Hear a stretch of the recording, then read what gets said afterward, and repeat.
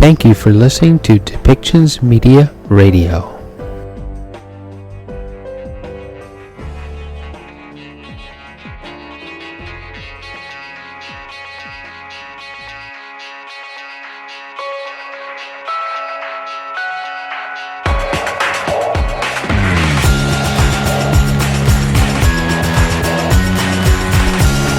Welcome to Policy and Rights, the show about government policy and human rights.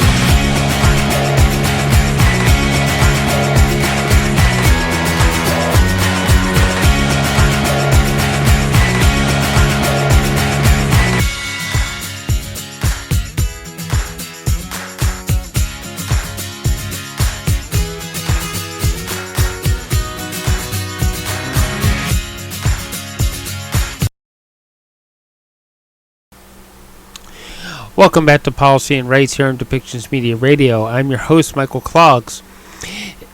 We're about to hear a controversial conversation, a conversation on a controversial topic about what is being taught in the schools and how we as parents have or don't have a say in what is actually being taught in the schools. Should we as parents have more of a say in what is being taught, or should it be left completely up to our government to decide? Along with that comes the question of, do we have public schools, or do we have a government institution that is a school or a government institution that promotes an agenda? It's a controversial thing to hear when we start to talk about how teachers teach to a test instead of to a topic. It also comes up when we start to hear how there are teaching tools to teach how our children are going to identify with themselves, how they're going to find self-identity, and how that is going to lead them forward in life. Should there be more of a say around what is being taught in the schools? Should the parents be allowed more of an opportunity to discuss it with teachers and administrators to the school, or should it be left completely in the hands of the government? Why don't we listen to this next conversation and decide for ourselves?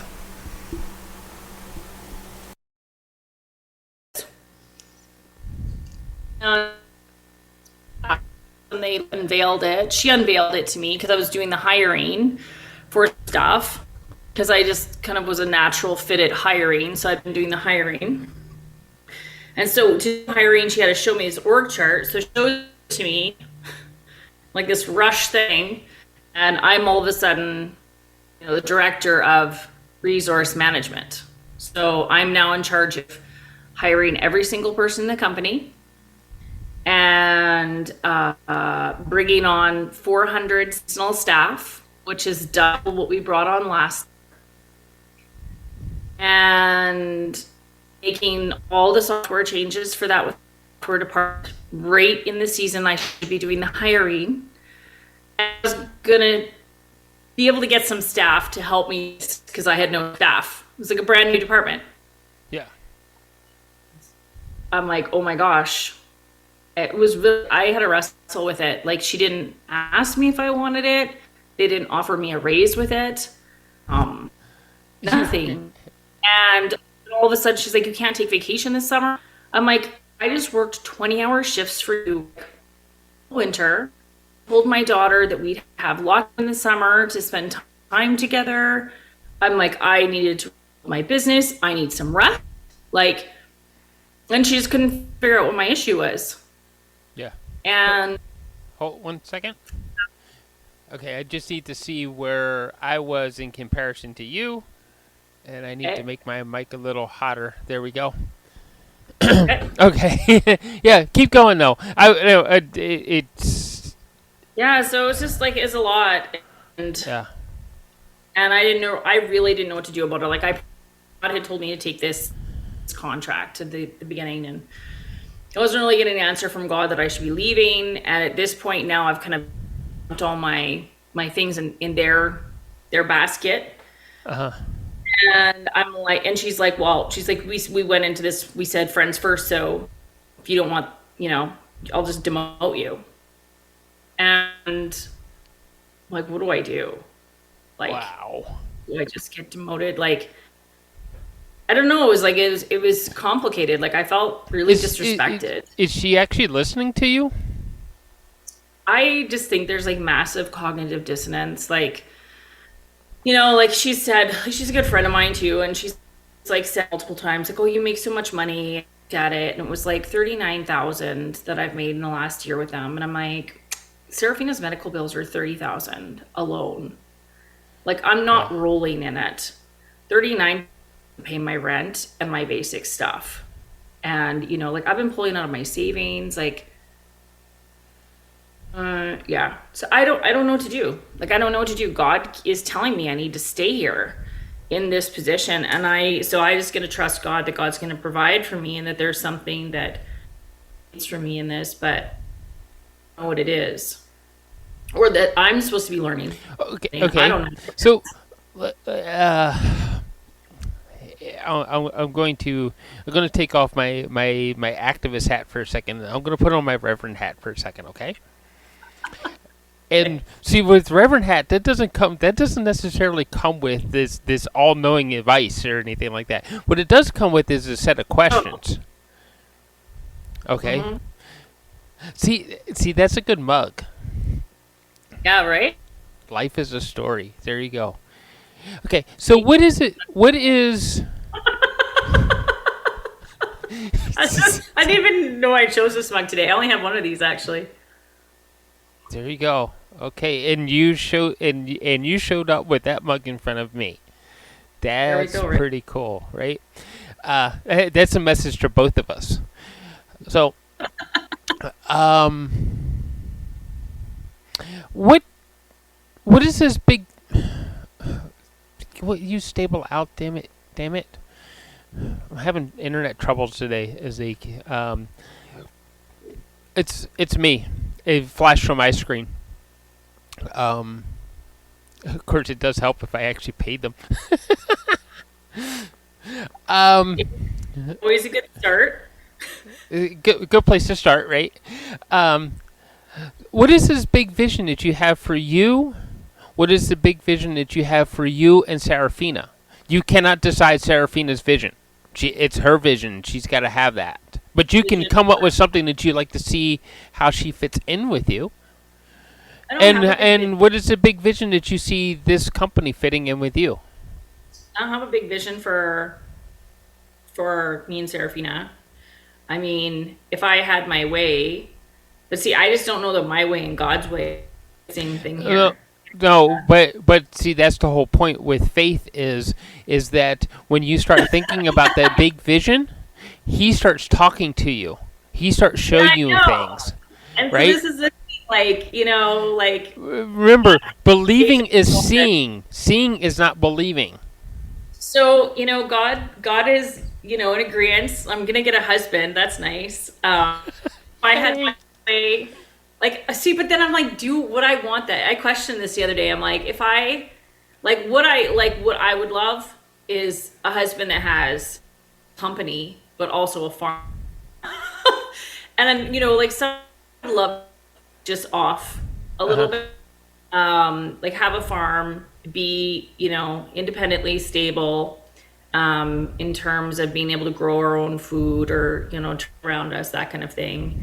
That I think is really important, just from a nutritional, there's a Yeah. lot of stuff. I just don't, not trusting our food supply a whole bunch. And I'm Well, not sure it's going to be as easy to barter foods in the future either. And I just love, oh, like, I feel serene when I'm out on a farm. Like, I love that kind of stuff. Like, it feels good. However, as Isa has made very prevalent to me she's like, you would just never be happy in a place where you can't use your brain. And, it is true. Like, if I had to have like the best of both worlds, I'd have like a partner with a business I could like really with. Mm-hmm. Like, I'm good at making people make their business good. Like quite naturally good at it. And I'm not entirely sure why, but I am. It's like just a gift that, God has given me. I can kind of see people's blind spots. I can vision. I can kind of see how to amalgamate their vision. I kind of see like long-term in society pretty well. So it's kind of a good combo. And so that is what I'm doing at Snow Queen, is I'm like propelling, this was my friend and I wanted her to survive through COVID. And so was, can I do that? And then God was like, yeah, please do. Me to go work for her, and that there was more for me. And then by year 2, she was like, I'm going to make you a partner, all of this. And that all got into my head, even though I'm like, don't let any of her stuff get into your head. And I thought that was the case. And then spring hit, she told me she pulled for all the positions other than CEO. She told me I was not going to be COO, which I was supposed to be, which I wasn't entirely sure I even wanted. They never had a discussion with me about it. So that was just really confusing. I was like, I never even had time to determine if I wanted that position or I didn't want it. Just all of a sudden, it's like, you're not having it, blah, blah, blah, blah, blah. And they couldn't give me a good reason as to why I wasn't in position, other than I hadn't been with the company long enough, and the other person that wanted the position has been with the company and being made a partner because I had met up. So just, there was a man that was meant to be a partner. He's quite a bit younger than me, and they were going to fire him, and I argued for him, and they said, okay, mentor him up, and I did. So he was made partner, and then because I did that, I was told I couldn't get a promotion and partnership,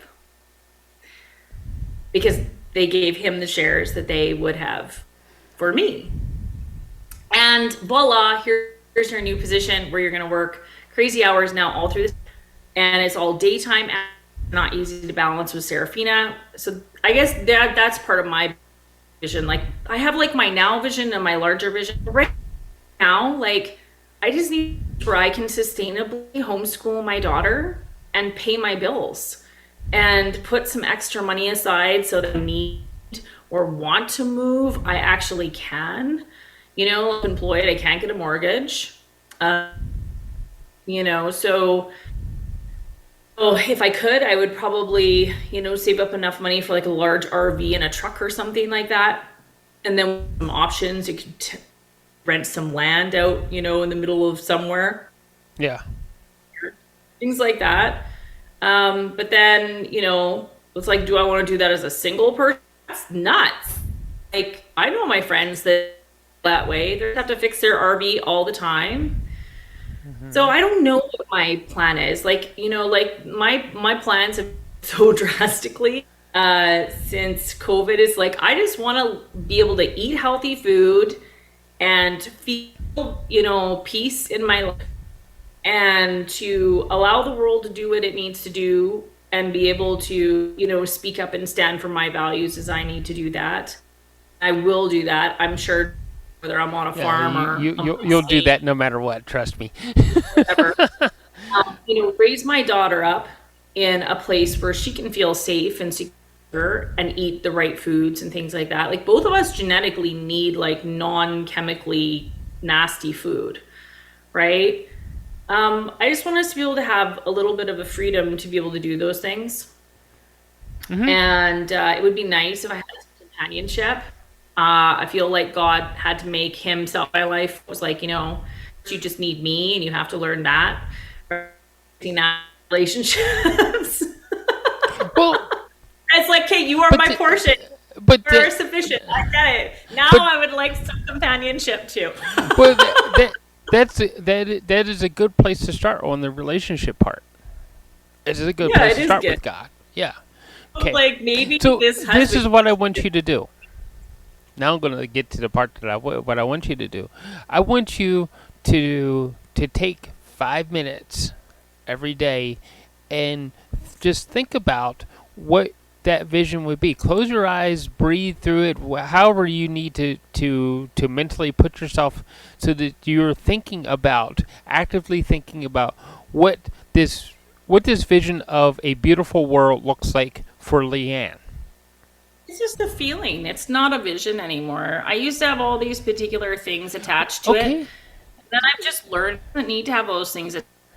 Yeah. Like it's I feeling. It's just I'm it's a using the feeling. word vision because most people go with the vision. What is that? What is that feeling that you did?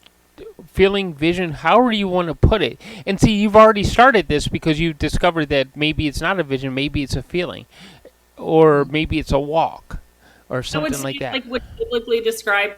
It's just that feeling of just not being sort of unearthed by, you know, the rest of the world. Yeah. You know, I just feel So, secure so and steady, yeah. and that I can, and that is exactly what it is. And when I'm going through like all these job changes and I'm trying to homeschool and whatever, I don't feel that. Like it feels very unsteady. But then I've been looking into that. Have you ever watched the show called Transformed? I don't see a lot of TV, so You that doesn't can't find sound it on familiar. regular TV. It's biblical counseling. And it's really cool. This guy does this biblical counseling and he talks about some of these is like and some of them I found to be pretty true. Like when you're feeling like anxiety or this, it's like he actually has a pastor on at one point, and he's like, well, like maybe you think you're bigger than you are, and maybe you think God's not big enough. And I was like, huh? I'm like, I feel like this is a mess. So I've like really thought about it, and it's like I have this like because of how I grew up, I have this like innate need to control things, and as soon as I can't control something, things don't feel very good. And I don't mean like controlling like a human or like things like that. It's just like, well, I mean, some of it is a bit like that. Like we were going to church and Serafina decides to let the dog out. Now we're not on time for church and she really wants to go to children's ministry and she doesn't get to go more than like 3 or 4 times a year. So now I'm like, oh my gosh, we can't, like we might be late. So now I'm irritated and flustered. And then we leave the house and I realize I forgot my and I need to come back from this. And then I'm like, now we're even later. This is great. And then my car is on empty because Serafina had some things that she needed. No queen, so I didn't have time to put gas. I'll have time because we'll be leaving early today. And now I have to put gas in my car. And I go to like gas station where the pump keeps malfunctioning. And I'm just like watching the time by and I'm just like getting more and more flustered. And I'm like, oh my Okay. gosh. And I'm hearing it like in my head, it's okay. Like you don't have to get, like just trust me. And I'm like, Okay. So going my own emotional pace, get in the car, and somehow a 25-minute drive, 15 minutes, no idea how, but we just got there, and like everything was totally fine. And I'm like, oh, here I am thinking I'm so big, I need to control this all, and I didn't. yeah. Okay. So here it is in a nutshell, right? You do know that time is not linear, right? I do. But sometimes God, it's funny because I had a little conversation with God after. I'm like, sometimes you don't step in and make these things happen, and then we are late and all this, and then sometimes you do, and it's like, ah. Oh, it's But yeah. then that's You're right. It isn't stepping in, and sometimes it isn't. He isn't actually stepping in, and um, and you actually and sometimes he's stepping in and controlling time for you, and then sometimes you're controlling time for yourself. nah, I don't believe that anymore. Still kind of hang on to that because of all the physics right behind multi-dimensional time and all that kind of stuff, right? So So that we can do that. I believe we could. I don't know if I You, believe that anymore. it's to do it consistently and not do it by accident is very very difficult for a human being to do, right? Maybe. I don't know. I think the devil used to play. I think you just believe. I Oh, think. I think there's lots that goes on. Some is God and some. And I can tell you in my New Age beliefs, I was this, not right the, places. this isn't a new age belief. This is the language of math. The language of math was created by God. All these other word crap things that we have around us, like, see, there's a word that No, was not created necessarily by but God. also God doesn't intend us to use all of things either to do things. So, so it, That's a whole other conversation. we can go on to another deep conversation about that. We should say that for a Sunday. But I honestly believe that because math can describe anything Yeah. and in grave detail, that was the language that was actually created by God. But we don't see there's other forces that try to distract us away from what God is. And all. Yeah, let's talk about this thing, this other thing before we go too far down a rabbit hole and we don't get our conversation and we tried to get in. Okay, so I'm going to start the record on. Okay, and then we'll get started. Recording in progress. All right, there we go. So, welcome back, everybody. I'm here today again with our good friend Leanne, and we're going to talk about something about schools. This is in general. This is going to be a conversation about schools, because while my children are outside of the school age, they've grown. They're grown. Leanne and her daughter Serafina are still very much immersed in the school system. And the first thing I want to say about school is this, especially public school: we don't have a public school system anymore. We have a government school system because the simple fact that we as parents don't have that much of a say in what is being taught in the schools.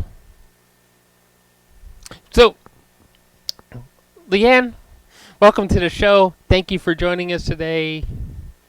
What do you think? About the schools and parents' ability to approve or disapprove of what's being taught in the schools? Yeah. I mean, just in general, would you consider it to be a true public school or a government-issued school? Yeah, I think we're in the government sort of. The curriculum is definitely being designed by the government at this point. And I mean, here in BC in particular, I know there was some legislature changes that had happened in and around sort of the time when there were still lockdowns that shifted actually how the schools were run and who was making those decisions. And there is definitely more government controls in there now than there was. And to be involved in a publicly funded school system, or even to be able to be part of the school system where you would eventually get your dogwood diploma at the end, you need to adhere to a certain standard of curriculum requirements, whether you are issuing that at home to your child, yourself, or through teachers that you paid for, or it is through what we would call like a brick and mortar school, which is most experiences, or even private schools. I don't think people realize that private schools actually receive a lot of funding from the government. And so their programs are also shaped quite extensively by the government so that they can continue getting, the grants and the funding that they also need, because they don't get all of their money just from the parents and donors they need to run. Yeah, that is very true about the private schools, and it was something that in 2017 when we had this whole big election thing over, in the teachers unions and everything were saying that the previous government had been just funneling money into the private schools, and foregoing the public schools. Well, that was the whole point, is that government does put a lot of money into the private school system to ensure uniformity across the board of what is actually being taught and how it's in, and like certain teachers find themselves teaching to a test and not teaching a subject. Yeah, and I mean, the legislation put through during COVID it is even more grandiose in terms of the controls the government could have. They aren't doing it yet. It was interesting to see as they were doing the information meetings that the rate of homeschooling parents were much higher, like they were attending these meetings in much higher amounts than public school parents, and that public school parents didn't seem to know that these changes were even occurring, and that there was these meetings they could attend, or that there was any really significant changes. But essentially, that legislation would allow for the school system to have curriculums rewritten in such a way that your child would learn a standard curriculum exactly in the same format as any other child, whether they're at home in a classroom or in some type of special school where they were being taught in a different way because they had different learning needs. This would be a one-size-fits-all curriculum that would be taught online in the same way and in schools in the same way. And the government was saying that this, of course, would allow for some of the problems that happened during COVID to be fixed. Yeah. Because during COVID, of course, I mean, it happened to my family. We didn't have teachers. Like, I got one YouTube video a week on something which was ridiculous. I mean, I can look up educational YouTube videos myself, probably, than whatever this one video was. It was usually on one subject. It was just absolutely not sufficient at all to continue my child's education. And I know that happened to many people. Other people it didn't happen to. The teachers were more prepared. They got creative. They had some online classes. That didn't happen for a lot of us. And so they were just fix it. But it doesn't actually fix it, because the reality is that children learn differently. Yeah. And children can't all hear the exact same words in the exact same way without experiential things to fit into it, or without other learning cues, and be able to absorb that information. So although it sounds like it might be a good thing, it really doesn't offer flexibility that I think the teachers and the students need. Yeah, because one of the big issues about I can understand standardizing we need so many of the Englishes, so many maths, so many sciences in order to graduate. I can see standardizing something like that, but standardizing how what's that? We have that. Yeah. Like, we have that per grade, right? Yeah. So if anybody could literally go on to the BC government website right now, could look up what does a kid learn in grade 5, and they can look it up by subject. And there are absolute requirements, milestones, certain topics you need to hit. It's very specific. Yeah, and that's good for communication. You as a parent know what your child is going to learn. But where I start to see problems, especially when we consider things like neurodiversity, um, and there's a lot. Neurodiversity covers a lot of different definitions, from dyslexia, autism, ADHD.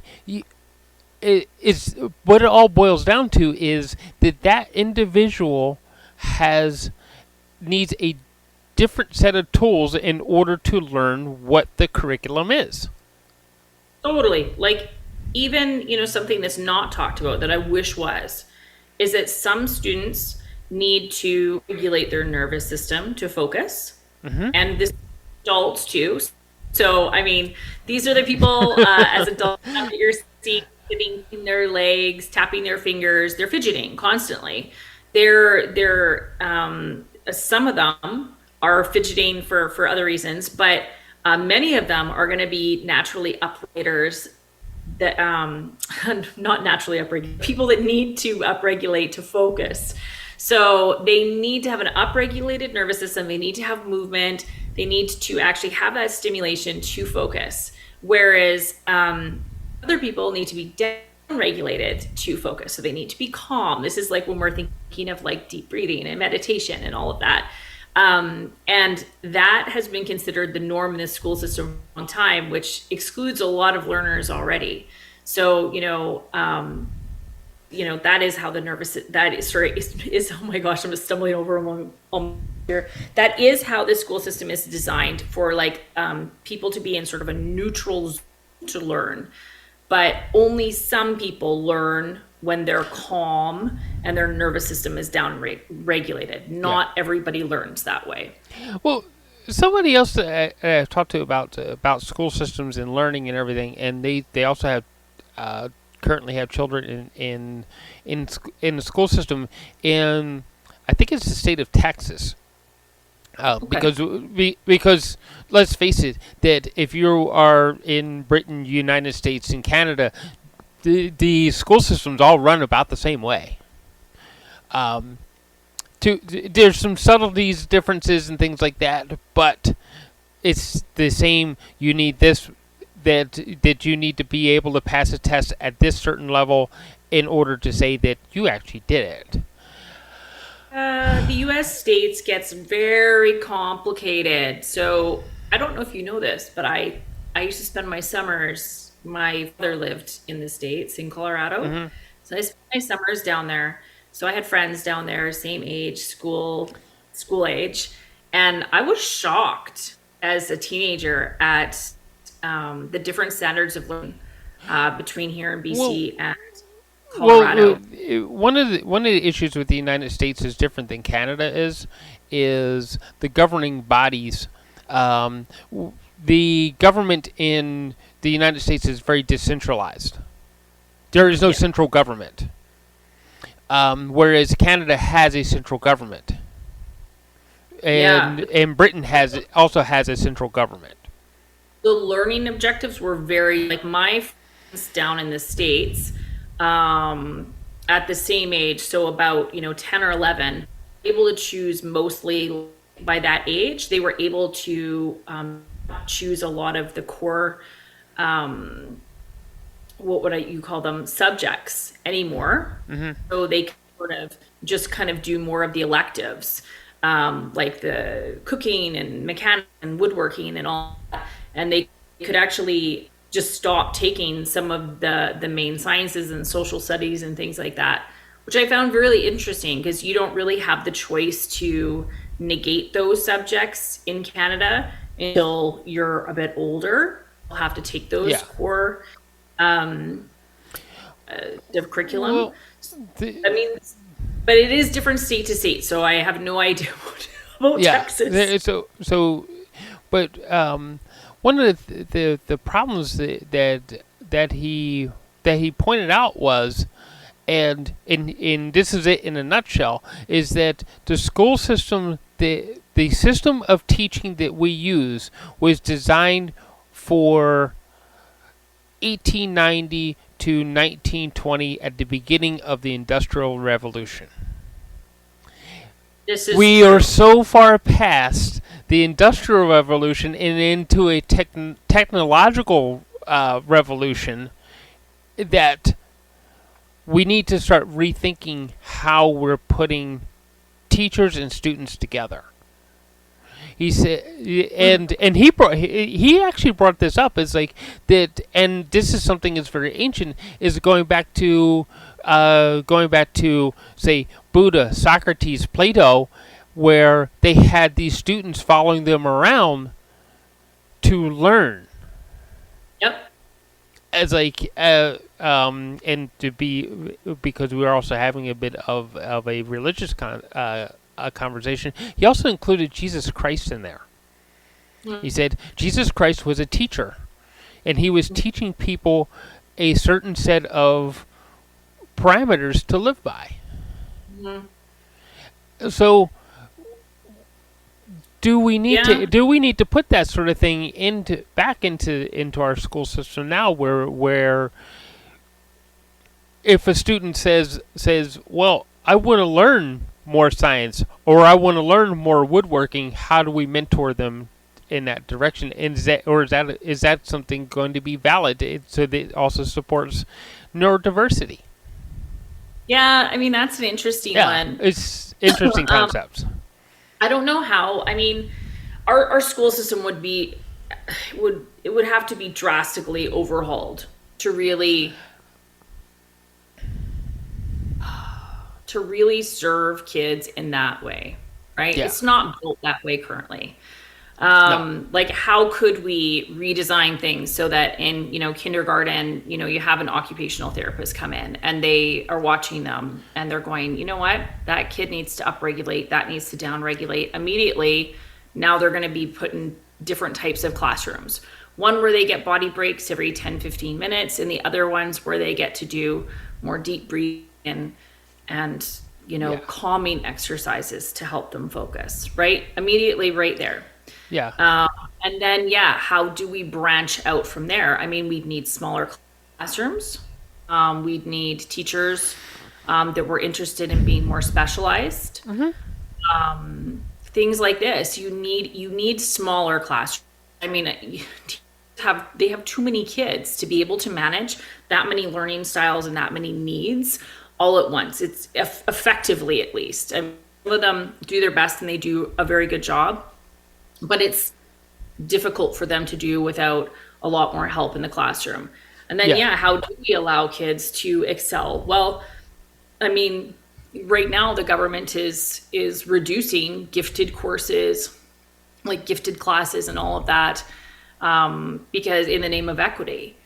And does that actually serve kids? I mean, does it serve us to have a bored child in a classroom that could be learning thing and probably needs to sitting with a student that's doing fairly well right where they're at, and then sitting with a student who's like way behind, not grasping anything that's going on because they just haven't been able to build the foundation before that, yet they've been progressed grade by grade anyways, so they're not understanding everything, and they're probably right. not behaving best in the classroom because they're not Well, understanding. Could be disruptive. The child that's not advancing like they could be disruptive, or maybe they've both been you know embarrassed about their behaviors, and maybe they both feel into just sitting there and being quiet. I mean, it yeah. doesn't sound like a healthy a So healthy environment, right? yeah, yeah. I, Let's focus on something else though, because I want to change gears up a little bit because I think everybody's starting to get this basic idea of what our school system is doing and what it's not doing, and what its real limitations are in how because even our friends in the U.S., how they actually sell, the federal government sells that they want a certain thing taught in the school is like, oh well, here, if you put this in the school system, we'll fix your roads, or we'll do other programs for you because you did this for us. And um, so it becomes a bit of a barter that way between the federal government and whatever the local governments are. But so there's a way of getting their way with things that way. But you said something in that last statement about being a bit embarrassed to be who you are. Now, one of the things that was brought to my attention by a very concerned mother. She's also a broadcaster. Um, was about something that teaching teachers teaching our children how to be who they are. And there's this whole corporation out there that has these infographics and these programs that these teachers are supposed to adhere to in a lot of school systems.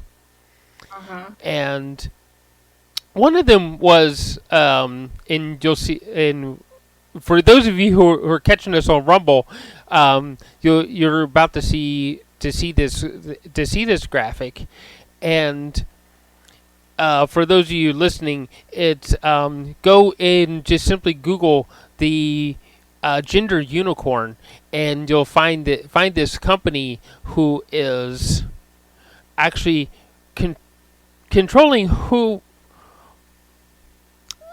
I'm just going to say this out how I see it is that are they controlling how our children are viewing themselves with these different infographics? Now, you homeschool your daughter, right? I do. I mean, she was not homeschooled first part of her elementary education, but then I came to see that she just wasn't progressing at all. I mean, there's no way to butter that one up. The actual factual circumstances were that, she was 4 years and she was at the beginning of her, even though I had received many report cards, progress reports, and we had done IEP plans, individualized education plans. For my daughter, suggesting that she had many goals along the way. And when I had inquired about her not being able to do similar things at home, it was like, well, maybe she's fatigued. She's, kind of burnt out from school. Okay, fair enough. Like, I'm not the expert, right? That is the position that we kind of get put into as parents, which I would really like parents to reconsider. I actually think parents are experts on their children in so many ways. Our children may not be able to put the technical terms to what our children need, or may not be able to explain it from a scientific basis, but we have an understanding of our children because we've been around them so much that nobody else really does have. So it is important to trust that you are an expert in your child's life. Yes. As a parent, I had to kind of learn the hard way because then I realized when COVID hit that she hadn't learned anything. And so I asked her for independent assessments, which I paid for on my own, and found out that she really hadn't progressed. And then when the teachers got a hold of me in June, I inquired with them as to why there was such a big gap between what they were telling me for the last 4 years, her assessment said. And they just said, we just can't monitor the kids in our classroom. And I mean, it was interesting. She's a full-time EA. Like, wouldn't you have more information on her and where she's at and with than other students? And there's not really. Because, of course, the EAs are also torn between many kids, and they just don't have the ability doing all the things that we would probably want them to be able to do in an ideal world with the students.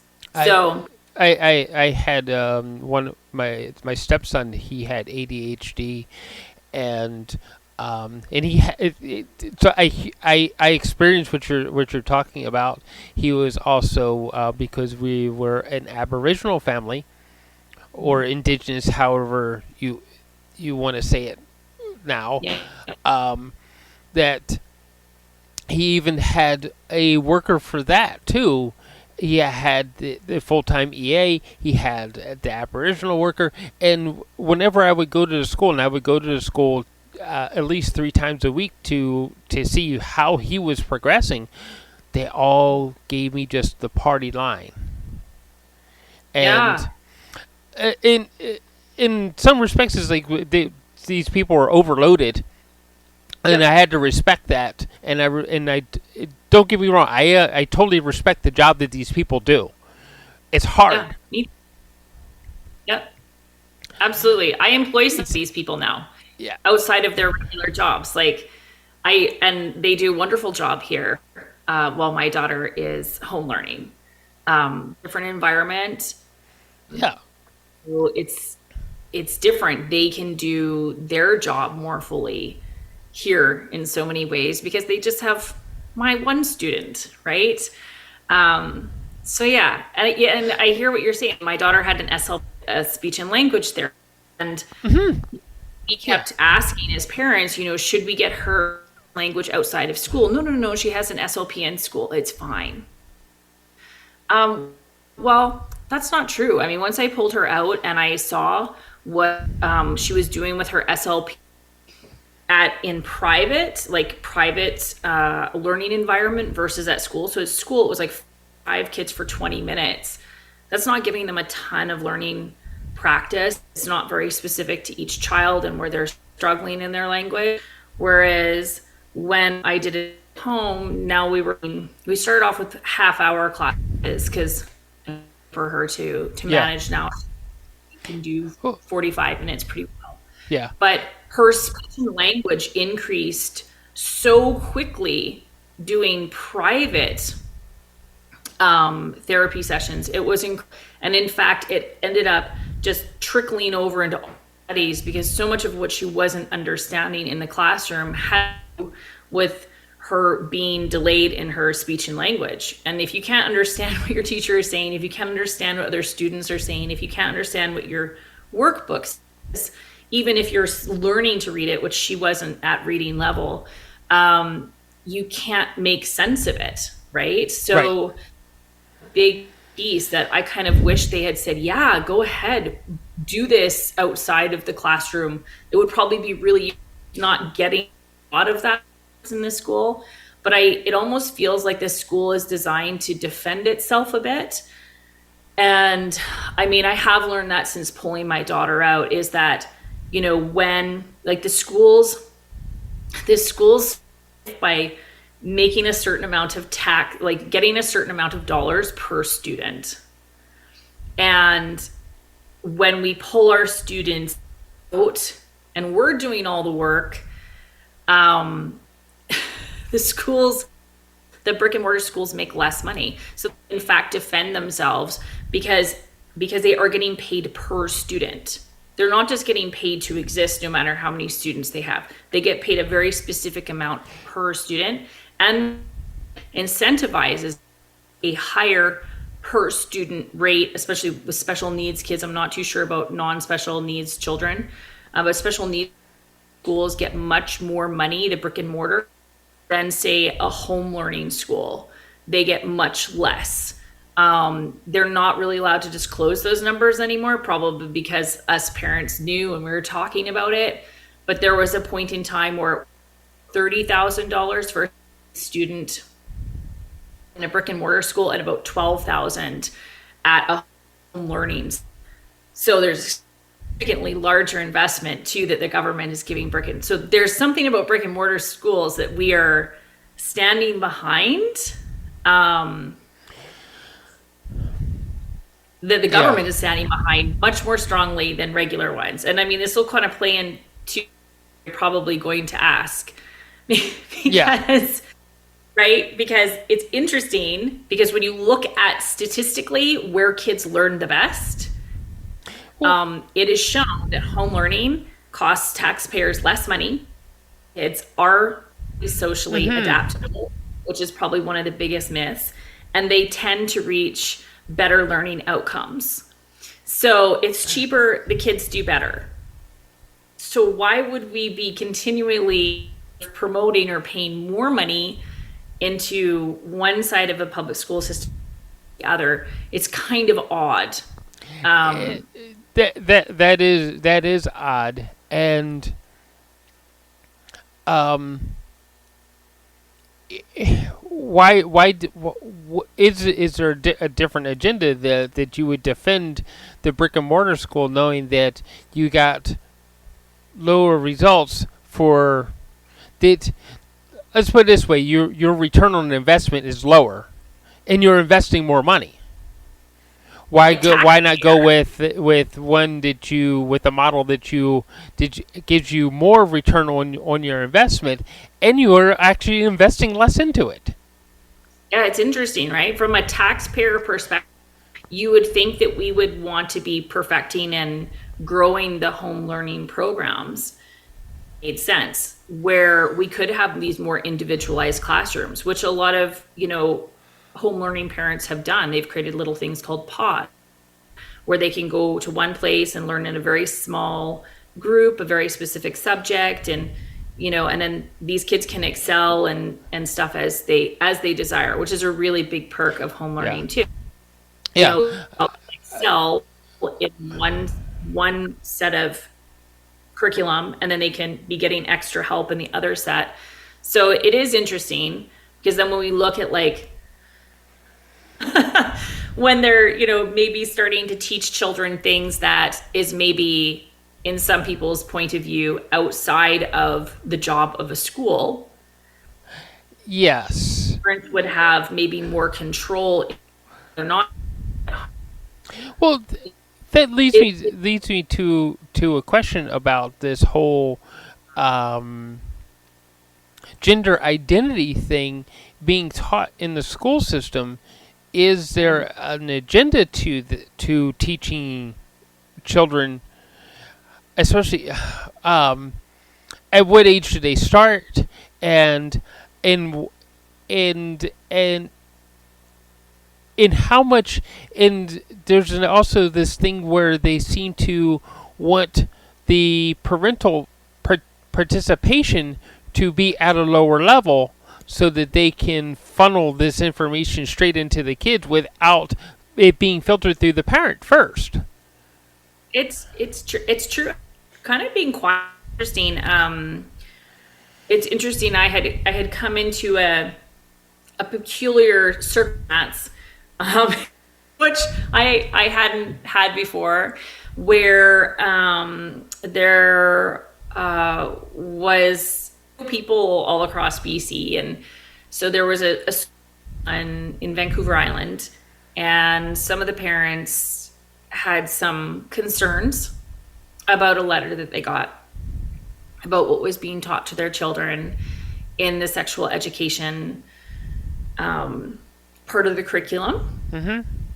And so I was sent her, just like, what do you think about this? Like, look at this. And it said that basically, they would use gender neutral language where they would refer to the body parts as being outside genitals, yeah, genitals, aka male genitals being outside genitals.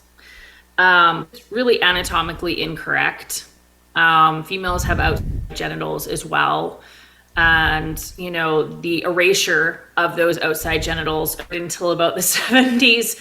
So it's only quite recently in our history that we have even, fully actually acknowledged the realm and the totality of the female's outside genitals and the purpose of them. And so this was kind of an interesting thing. It seemed kind of backwards to me to all of a sudden now basically females' genitals are all on the side, which is just not true. And if you're watching this and you want some information, you go ahead and Google it. You will, or send me a message or something like that. There are inside and outside, but even some adults have issues with this where they don't realize, Well, the outside of a female because they weren't taught. Because again, it was just not taught.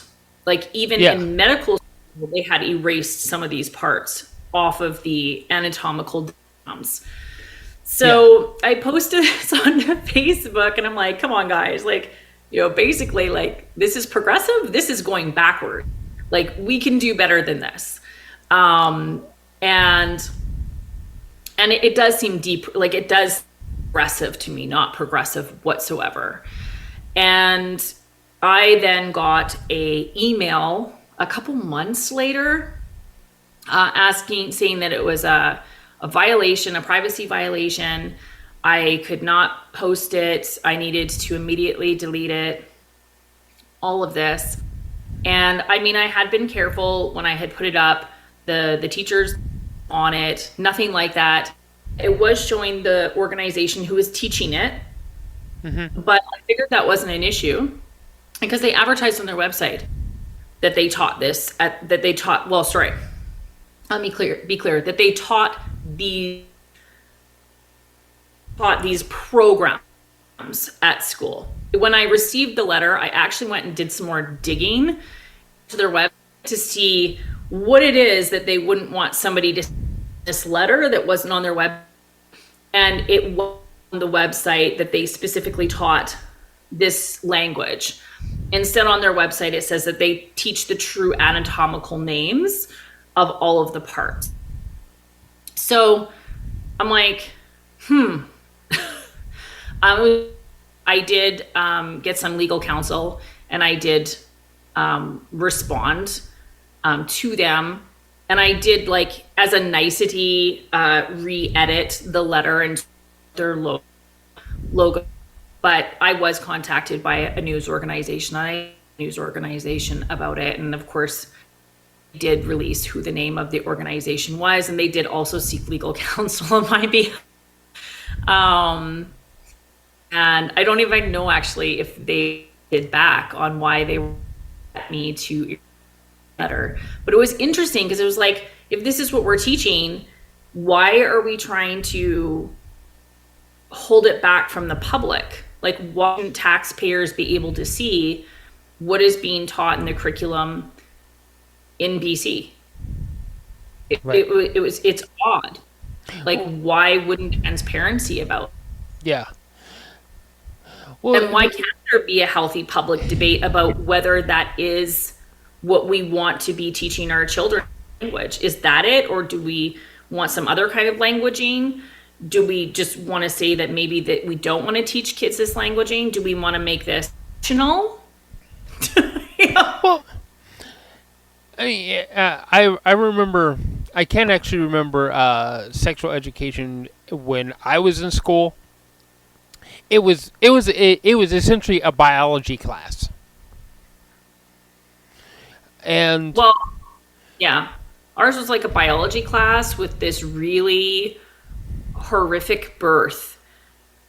Becoming a doula after, it was interesting because I remember this video I watched, and I was a grade 6 or 7. I don't know what it was. It was one screaming. Like, I mean, we all kind of laughed. It was like, oh, I like don't want to have kids. Like, yeah. it was not encouraging video about birth. And then when I became a doula later, it was like, birth can be so much better than what they showed us. Yeah. I don't know if you picked that video, but having had children is like, let's focus on the beautiful part of it. Okay, did they're now my ex-wives. Did they crush the living crap out of my hand during the process? Yeah, they did. But But it was a beautiful thing that the doctors, because we didn't have a doula, we just had the standard doctors and nurses, and they made sure that I stayed a very active part of the birth process up until I couldn't be a part of it because of a medical issue that occurred. Yeah. So it was like a really cool thing. So some of the other things that have been taught in school that as the male you can't go in the room and you can't participate and it's totally a female thing, turned out not to be true, and I was grateful for for the doctors being inclusive in that direction. So the medical system in that way is very inclusive, you know, to and inclusive to the wishes of the parents, and that up until, like, say there's a medical emergency, but that's a medical emergency, right? You know, Oh, okay. rules change. I see where you're going with this. Huh? So your point being is that the medical system in this circumstance actually honors the parents' wishes and exactly the rights that they have over choosing things for their children. Perhaps now, where we're seeing parents' rights being eroded when it comes to children, exactly my point. Not be equipped to making more large medical choices. Well, very large, unreversible changes. Yes. Yeah, I you know, that I'm not against transgender people at all. I'm like all for transgender people. If that's how you want to be identified, then you should be able to. We should be as a society. We should be open to it and allow it. And then, are you making any like in? So you're talking transgender. Are you talking trans? This is like a whole blanket, including dysphoria, or are those different for you? Oh, it's pretty blanket, including because to an extent. Okay, Leanne, you know how I dress. Yes. Right? That I have a very strong mixture of both in my wardrobe of both male and female clothing because, one, I look good that way, and two, it makes me feel good to dress that way, right? Okay. So technically I would be queer, right? Well, I would say technically you're just a person that wears you know, but if we were going by the standard that they're trying to set up, is like, and this is all part of my own confusion is like, but at the age of 12 or 13, I remember as being 12 or 13 is like I was more interested in science and chemistry, math, than I was about the girl that was sitting across the next desk from me. Mm-hmm. Yeah, lots of kids are. I mean, it depends on how you're raised, right?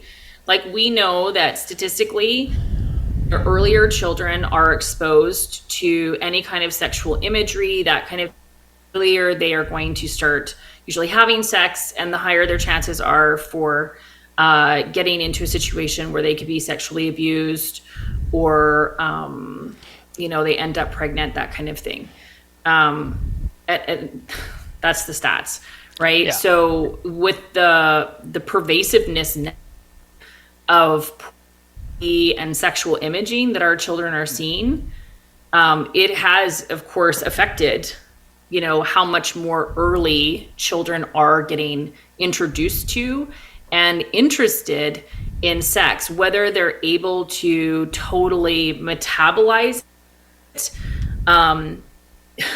is a whole different thing. And then do they have the maturity to make those correct decisions? Or, not correct, but do they have to make, even adults struggle making these decisions, right? Because we all have different backgrounds and we have different grew up with and different things that were normalized. And, so even into adulthood, our discernment can be challenging, right? But when we're very young, of course, there's no, how do you discern over what types of sexual situations you should be putting yourself in or anything like that? You've just learned a lot without a lot of context very early on. And I think that actually plays into what we were talking about with the schools as well, is now some of the schools are also sharing sexual imagery with children quite early on as well. And, is that the right to be doing? Yeah, that's what I'm really getting at is how far should the schools actually be going with this? Is like, on the transgender thing. I'll be a little more clear about what I'm talking about. Um, it's like I've known people who, and I'm gonna just leave it as people or human beings who have gone completely through surgery so that they appear, rather they have clothes on or not, have appear to be the gender that they think that they should be. Yeah, Okay. I worked with people like that, like over 10 years ago, Yeah. right? Yeah. Um, And then I've known some others who just figured that no, I'm going to do it completely with dress. That their fashion is going to make that identifier for them. And I mean, and we should, different technologies. So it was like, cross dressing, right? yeah.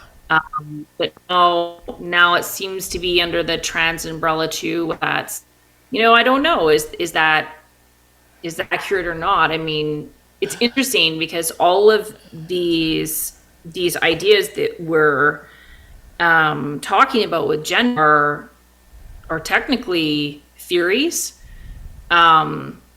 settled science. And I think it's interesting when we start teaching theories in schools to young children. Of course, they don't understand that. And essentially, we're almost creating like a bit of an environment for a social experiment where, we really don't know. And then we're exposing children to these things as though they're factual. And then we are to see how it is going to affect our society and these children over the next 10, 20, 30, 40, 50, 60 years, for better or for worse. Okay. I don't know if that's an intelligent thing to do. It's not the gender ideology that we're talking about. There's also race theory and things like this. And I'm all for kids learning those as they get older in the subjects that they're learning them in.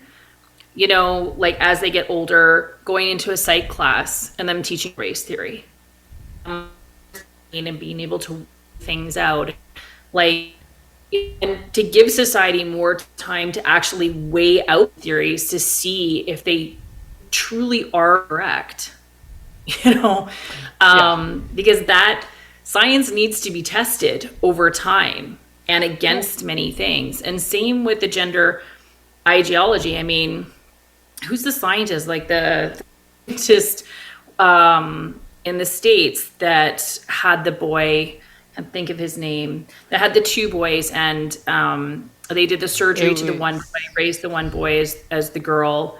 And then, when found out that he actually wasn't a girl, he said he knew, like he had felt that the entire time, right? Like he had actually connected with his biological, like assigned at birth gender. And then, sadly he committed suicide. He had other factors that went on, but to me, that's almost a failing of that. Yeah. But that experiment was over 60, almost 60 years ago. It's a long time ago. And but it turned out to be a failed experiment. Well, I know even now we're seeing places where this ideology is failing, which is concerning. We're seeing detransitioners. And, it's interesting because when I was working with people that had transitioned like many years ago, sort of, you could transition so quickly when you actually had to go through years and years of it is years and years of surgery, but years and years of therapy before the surgeries. You had to be an adult, all of that. So you had to really dig into this and really explore all the avenues before you made these really life-altering decisions.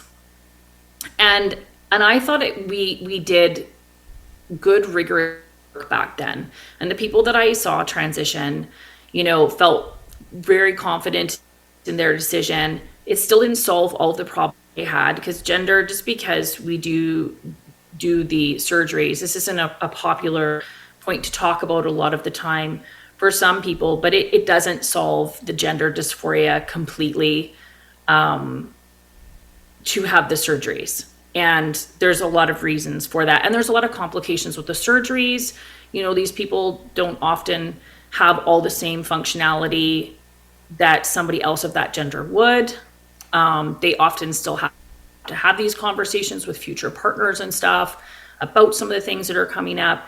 It's just not as simple as just becoming another gender and like you've been that your whole life. It's just not that simple. And that is kind of how we're portraying it now. But back then, I thought this is pretty rigorous. It's pretty good, right?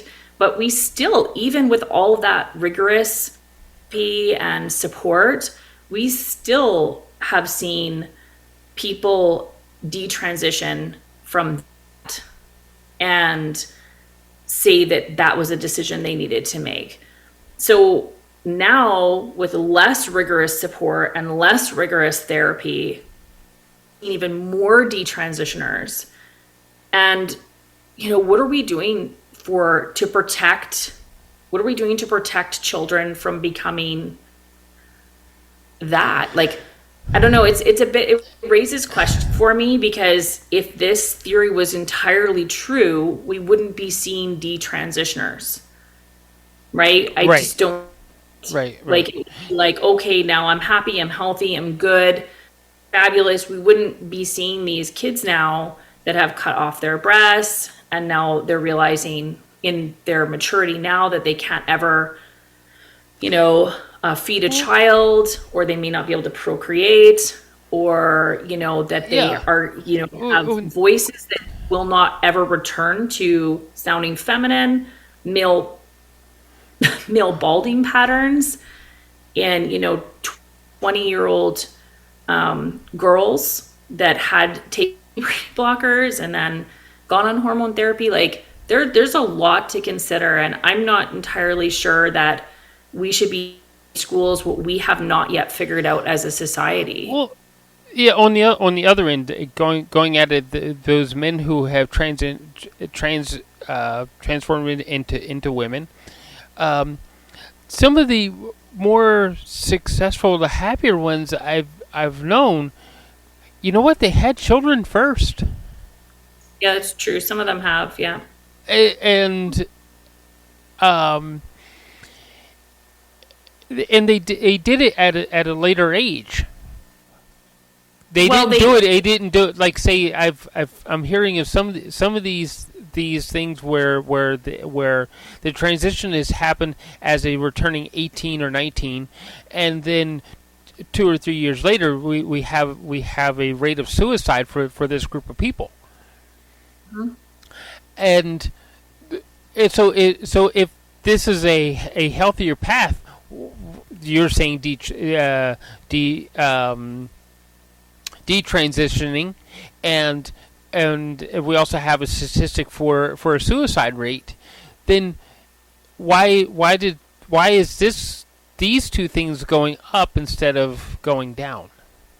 Oh, it seems definitely like there's, like, very publicly, it's a very one-sided conversation. Like, if these kids do this affirmation, if they don't have the surgeries, then they will commit suicide.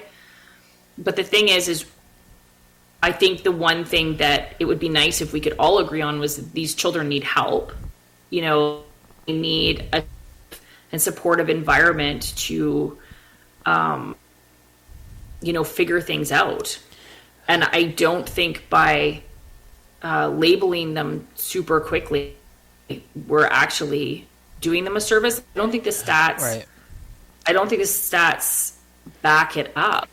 Like, even, the whole puberty blocker thing. I mean, that's an interesting thing too. Oh, it's reversible. It's not reversible. And we know that these hormones, this is the interesting thing. I'm not too sure why more doctors aren't putting in their voices on this, because those hormones do more than create, sort of sexually obvious changes in our bodies. They also spur on development in our brain.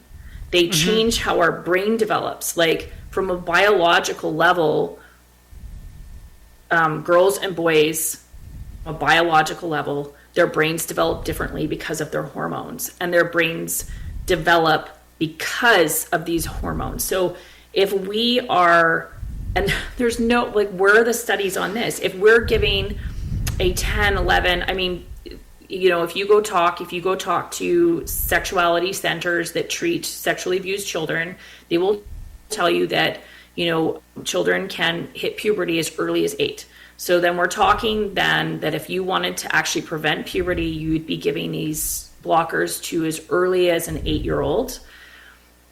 And then that is now, they're not going to get those hormones that are helping different parts of their brain develop. And they're on that for how long? We don't know. I guess they decide to get different hormone therapies and stuff. What is the effects of holding the brain back in that way? Are they, like, how are their brains forming through those years, or are they being delayed? And then is their ability to rationalize and make cognitive decisions and all of this, is that changed? Like, we just don't have this information. It just doesn't seem. It's still too early in the program. With children. Yeah, it just doesn't seem prudent to me. And children aren't able to rationalize these things from an early age too. Like, it's interesting. I was thinking about, there was a child I knew, about 3 or 4, and they got a Spider-Man costume. Okay. And they loved Spider-Man, and they put this costume on, and they absolutely 100% thought they were Spider-Man. Because when they looked in the mirror, they saw Spider-Man. And when they saw someone was like, "Ooh, Spider-Man." And they were like, "I am Spider-Man." And so I ended up playing with this, and we went in front of a mirror, and I was like, let's just test this out, right? So I'm like, okay, let's take off the mask, mirror, and then put it back on. So, and this child was just in shock that they were Spider-Man when they took the mask off, or when they had kind of half off, and then they were Spider-Man again, and then they weren't Spider-Man, and then they were. And it goes to show what young friends, where their rationalization is. Like, this child legitimately, had they not gone in front of the mirror and transformation, they thought they were in fact Spider-Man. They weren't. So when we're considering teaching gender ideologies it's trans identities really at this point, I would say, because it's gone beyond gender, it's gone into animals, and I don't know, I think there's different there was some case in the UK where it actually wound up in the court system about this kid wanting to identify as a cat dog or something like that, and that because the rest of the school wasn't on board with it, that there was some sort of suit behind it or something like that. It was like, yeah. Identify alien as an animal, as a demon. I mean, there's lots there. There's lots and lots and lots. I mean, if you Google it, you'll see lots of videos coming up with these things, and you'll see where people have they identify as a different age. I mean, and the thing, there's where the conversation is pointed now, and then there's where all of this can go. And that's something that society, I find, is not taught either. And where are we willing to allow this to go? Are we willing to allow this to go to where 60-year-old man that may be a convicted pedophile is allowed it in a classroom, in a children, and change in the locker room with them and go to the bathroom with them and all that, because we have decided that someone's idea of their reality is be questioned. And then we all must adhere to their reality. And maybe in the beginning, when not everyone has their own specific reality, this might work. But what does it happen on a larger scale as we raise up generations like this? Like where do laws apply and where do they not apply? Where do we draw lines and where do we not draw lines? If we all have to adhere to everyone's individualized their current reality, no matter what it, how invasive it might be or harmful it might be or safe it might be or whatever, because there'll be a spectrum of them, or difficult it might be to manage, are we going to do that? Are we going to have classrooms where we have a cat box and we have a lawn for the dogs to the bathroom on, and we have a heat lamp for the reptiles, and every child has their own like set of particular circumstances set up, and then it gets even odder if you keep going through, because my brain always goes from here to here and back, and it sort of explores things. That's your special ability, right? At one point I thought, like, no, like this couldn't go all the way to transhumanism and stuff. And so I just started looking it up. And sure enough, it turns out that a lot of the people that were first propelling these ideas, early on, well, not as early on as some people, but around the 70s, also they believed in transhumanism. And so, somebody watching this, I'm not going to go into all and all the technologies that they want to get around this, but there are real lines between transgenders and trans identities and transhumanism, and a lot of things that I found disturbing. Like, how do we all live in a different reality? Well, we could all be living line through neural links. And, how then do we deal with all these people that can't orgasm because they've gone through transgender surgeries? Because when they do it young, they often can't orgasm. And it was like talking about linking them to like these hyperhormonal, and just like, where do we get these hyperhormonal bodies? Like, and I was like, oh, they'd be clones, or like, and then like, what are the ethics of that? And like, there's so much more to all of this than we're even allowing ourselves to explore, and yet we're making very, very decisive decisions for our young people around this in terms of teaching them it. And just so many questions, Michael. Yeah, and that's the whole point of this is are we as parents and grandparents asking questions, or are we just passively allowing it to happen? So, final thought on that: should we be questioning this whole thing so that we can make the system better? I think we always question things. I think when questioning things, I mean, when you see people stop questioning things and you see people not being allowed to question things, it's usually a sign of, deeper government changes or totalitarian type regimes and stuff coming in. I mean, we should be able to question things, allow each other to question things. This is healthy thing to do, to question things. And right now, society not particularly open to these things being questioned, but particularly on some of these harder topics. And I get that it might be uncomfortable for people. I think it's uncomfortable for all of us. I mean, I don't think deep down people really want to hurt or offend other people or any of that. We would like to all find a place we can live together and make as best as we can for everyone.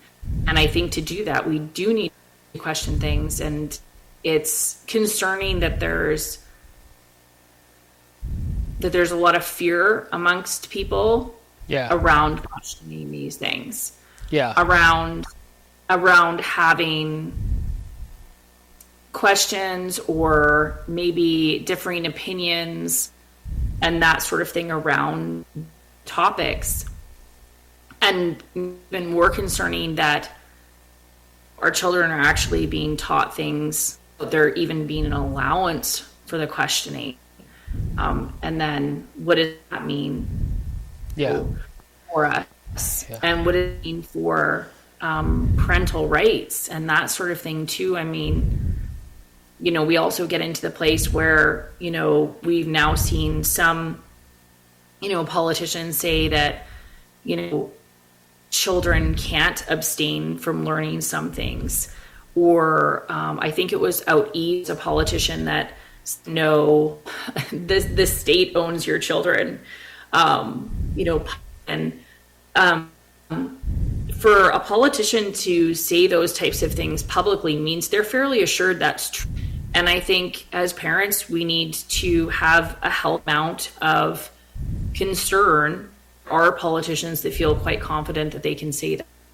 And our children are being taught things in schools that that they're trying to be quiet about, or they're trying to make sure we don't even know so that they can to them. And if you do say something, you're being chastised or told you're a bad human being. And I think that's really sad. I think that's really sad just overall. I think there's a lot of people that deeply care about other people in this world. And we want to see the best for everyone. And everyone's concerns should be able to bring up concerns. We should be able to have conversations. We should be able to have healthy debates without shutting people down or without telling people that they can't have an opinion. And I think one of the other things that we didn't quite touch upon that I'll just sort of as final thoughts is that, I'm meeting a lot of children these days that don't fit into one of these sort of groups. They're perhaps not neurodiverse, perhaps not gay, not trans, they're not indigenous, they're not of a particular race that's repressed, and they're finding that they're actually being that they don't have the same opportunities now as other children, because you have to have autism, or you have to have or you have to be trans, or you have to be of a certain skin color or identity to considered first and foremost for a position in high school, like a job, or for a scholarship, or for all these different things. And it's sad, kids stretching to put themselves into some sort of category they consider that to be repressed, so that they can fit in or move forward in life. And why is that? Why don't we just look at all of our kids and see they were all made? Mm-hmm. And I deeply believe that, and I think they each have a unique purpose and they have unique gifts, no matter who they are, no matter what they're struggling with. And I really find it disheartening that we're really trying to box children in so much, labels on them and stuff. I thought for a while we were at a place where girls could be tomboys and it was okay, and boys could be really feminine and it was okay. And I was look at we're okay. We're not shunning these kids anymore. We're not you can be who you want to be. It feels like we've gotten regressive, and now we need to fit certain stereotypes, or we need to be something that maybe we're not, just to fit in, to be accepted. It's odd, and I'm pretty sure actually sending our kids the message that we think we're sending them. society. Yeah. Yeah. Well, why don't we leave it there for today? And I want to thank everybody for tuning in, listening, and subscribing. Thanks, Leanne. We really do need to continue this conversation because there's way more to this than just identity. There's a whole way we need to actually nurture our children so that our society grows to what it's supposed to be. Well, or what we would like it to be, right? Yeah. So a place that is actually inclusive, and loving and accepting. Yeah. I said at the beginning of this conversation that we need to decide for ourselves because, well, we live in a democracy, and deciding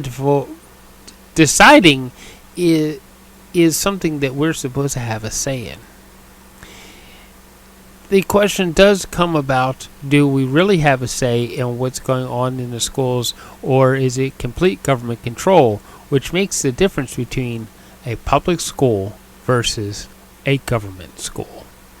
Thank you for listening to us today here on Depictions Media Radio. You've been listening to Policy and Rights, and I've been your host, Michael Clogs. Please do click that subscribe button so that you can get continued updates from us.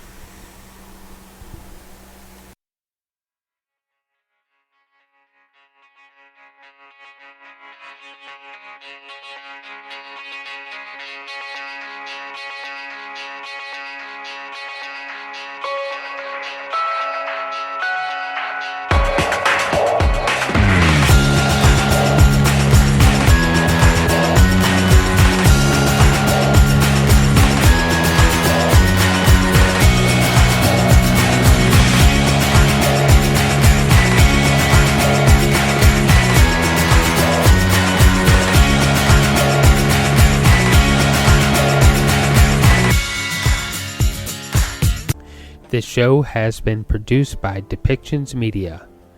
Please contact us at depictions.media for more information.